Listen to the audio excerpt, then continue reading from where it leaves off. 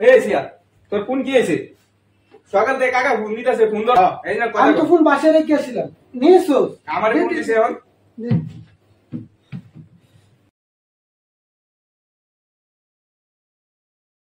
আসসালামু আলাইকুম আব্বু। তুই কথা কর, মোবাইলটা দে, আমি দেই। আচ্ছা তুই কবিল দিয়ে। আসসালামু আলাইকুম আব্বু। হ্যাঁ ভালো আছেন? হ্যাঁ আলহামদুলিল্লাহ আমি ভালো। আমার আম্মা অসুস্থ। কোন হসপিটালে? ও সিটি হাসপাতাল। হ্যাঁ তাড়াতাড়ি তাড়াতাড়ি যত টাকা লাগুক চিকিৎসা করেন তাড়াতাড়ি। টাকা টাকা আপনাদের থাকবেই না, টাকা আপনাদের থাকবেই না। টাকার পাহাড়ও যদি আপনাদের কাছে দেই 1 টাকাও থাকবে। তো 7 বছরে আমি 20 লাখ টাকা আমি দিছি। হ্যাঁ এখন বলেন টাকা নাই। এখন আমার আম্মা মেডিকেলে ভর্তি আছে, এখন বলতেছেন টাকা লাগবে আরো 20,000 টাকা। আপনাদের কাছ থেকে 10,000 টাকাও নাই। হ্যাঁ তাহলে আমি এই টাকা কি করলাম? কত ঈদ গেল আপনাদের সাথে আমি করতে পারি না। আমার কষ্টে আমি জানা আমার শেষ হয়ে যাচ্ছে। আমি কি করলাম এই অল্প বয়সে? আমি আইসা না পারলাম। আমি একটা দিনও আমি ঠিক মতো নিজের মুখে আমি 10 টাকাও আমি বাইরে নিয়ে খাই না। আমি 10 টাকা না খাই, আমি সব টাকা আমি বাড়িতে পাঠাই। আর এখন বলো টাকা নাই। আমার মা মেডিকেলে অসুস্থ অবস্থায় আছে। আচ্ছা আচ্ছা বুঝছি, আমি সারা জীবন কামাই করেও যদি আমি টাকার পার যদি আপনাদের কাছে নিয়ে দেই, তবু আপনাদের টাকার অভাব আর দূর হইব না। আচ্ছা ঠিক আছে, আচ্ছা ঠিক আছে, আমি রক্ত বেচছি হলো আমার মায়ের চিকিৎসা করার জন্য। আমি টাকা আজ বা কালকের ভিতরে আমি টাকা পাঠাচ্ছি, আমি আজকে পাঠাচ্ছি। আচ্ছা যেভাবে হোক আমার মায়ের চিকিৎসা করান। আচ্ছা ঠিক আছে এনামুল, আসতেছি আসতেছি। আচ্ছা ঠিক আছে আব্বা রাখি, আমি আজকে বা কালকের ভিতরে আমি রক্ত বেচছি হলো আমি টাকা পাঠাচ্ছি। হ্যাঁ রে কি প্রবাস জীবন। হ্যাঁ তুমি ছাড়া আমার কেউ নাই আল্লাহ, তুমি ছাড়া আমার কেউ নাই আল্লাহ।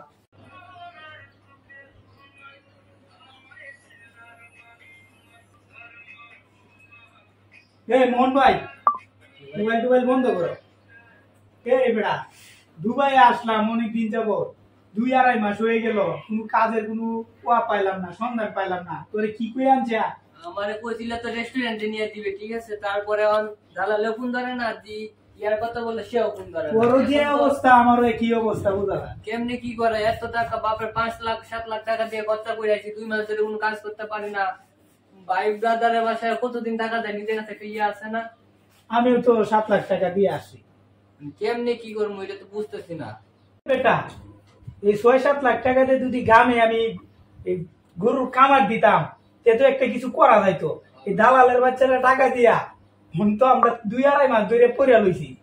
কি করবো যে কোনো কাজ টাজ পাইতাছি না। তো বাড়িতে থাকতে যে মাথায় কাজ করে না, কোন প্রবাসী চলে যাবো, প্রবাসী চলে যাবো। এখন এসে তো বুঝতেছি কে লাগে এলাম। বাড়ি যদি ব্যবসা বাণিজ্য করতাম তাহলে অনেক কিছু করতে পারতাম। ওইটাই আমরা ভুল করে লাইছি, দালালের বাচ্চারা টাকা দিয়া বাড়ি দিয়ে দালালকে পাইলে এরকম কুত্তার মতো ফিরাম।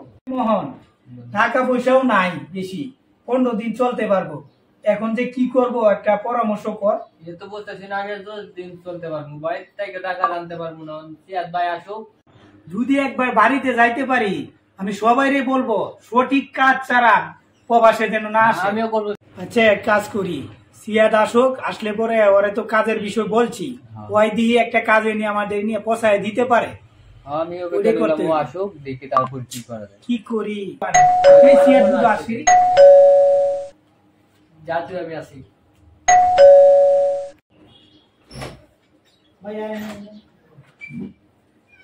বাইরে যে অবস্থা গরম।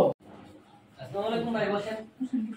আরে গরম, বাইরে যে গরম। ভাই আইছেন, হাত মুখ করে দেন, আমি পানি দেই। আমি কাম দেও দেও একটু পানি দাও, একটু পানি দাও, পানি। কাজের কি অবস্থা? আরে এটা তো আগে খাইতে দাও, কাজের অবস্থা খুব খারাপ। এমনিতে বাড়ি থেকে কল আসে আমার মা খুব অসুস্থ, সিটি হাসপাতালে ভর্তি আছে, বাপে টাকা চাইতেছে। আর তোমাদের কাজের ব্যবস্থা আমি কিছু করতে পারলাম না। হ্যাঁ রে, কিসের জন্য যে আসো প্রবাসে? হ্যাঁ এই টাকা দেয়া, এই যে 7 থেকে 8 লাখ টাকা যে খরচ করে যে আসছো প্রবাসে, এই টাকা দিয়া যদি তোমরা ব্যবসা বাণিজ্য করতা তাহলে অনেক উন্নতি করতে পারতা। কোয়েন না, আমরা ভুল আমি করে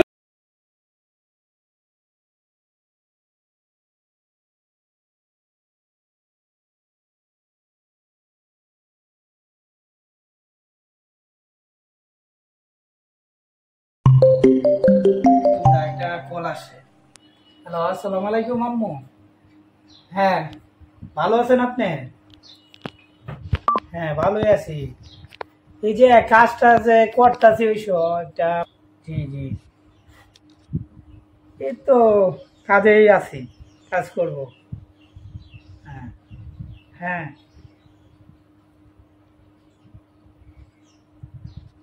হ্যাঁ, কাজে আছি। হ্যাঁ, আব্বারে কোনো টেনশন করে না যায়, কারণ কাজে করতেছি তো। এত টেনশন করে না যে আব্বারে বলবা টাকা পয়সা সামনে মাস থেকে পাঠাবো। হ্যাঁ হ্যাঁ হ্যাঁ, ঠিক আছে।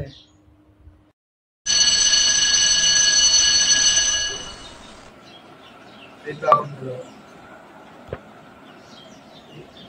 কি কি বলতেছো? তুমি কি নিজে দেখছো গেলা? সোজা হটু। সেটা কি বাড়িতে কেউ জানে?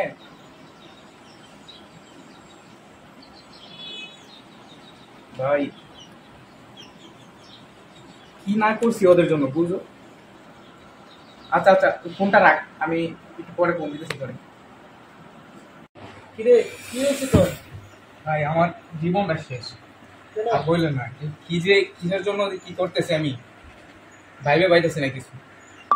আমার বাঁচা মরা এমন সমান কথা, এই জীবন দিয়ে আমার কোনো মূল্য নাই।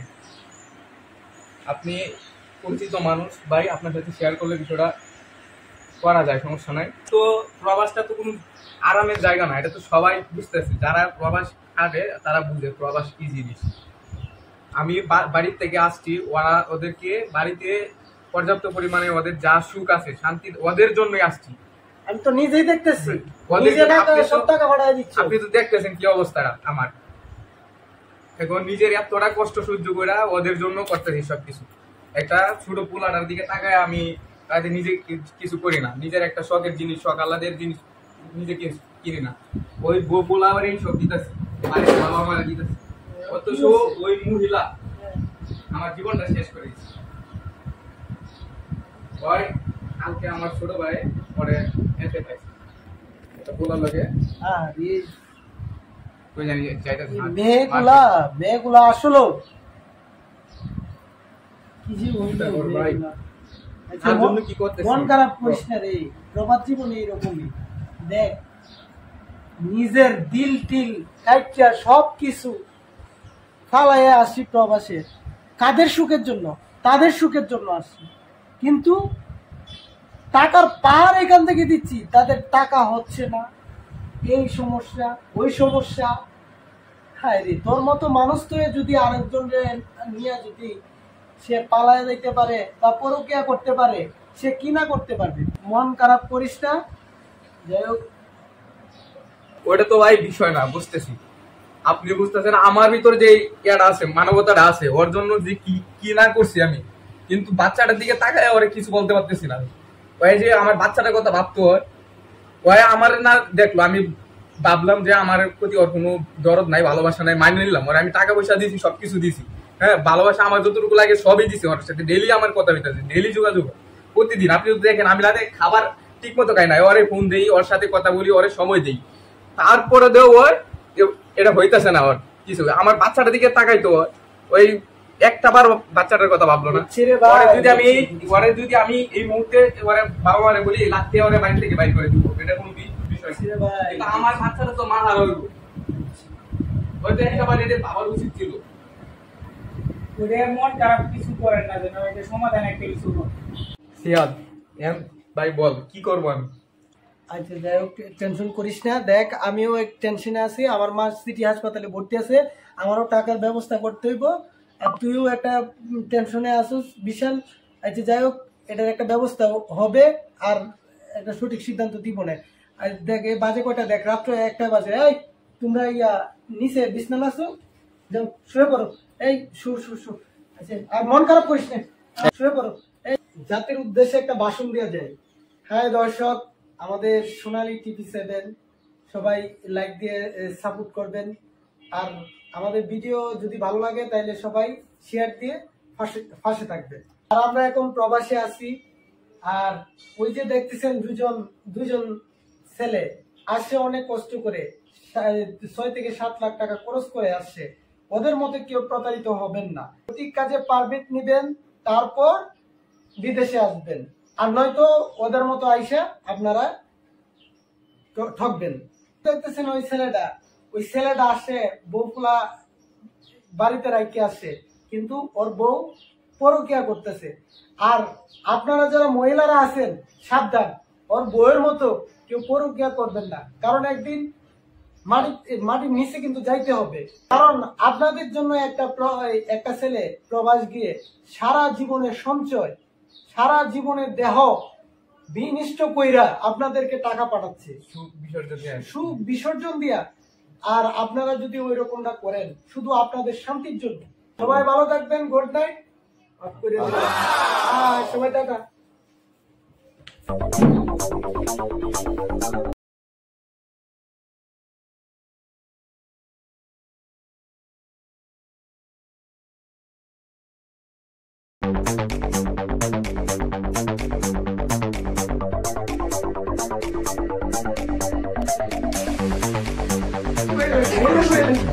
আরে কও না বলো। হাই দর্শক, আমি পরিচালক অসীম শেখ আছি আপনাদের সাথে।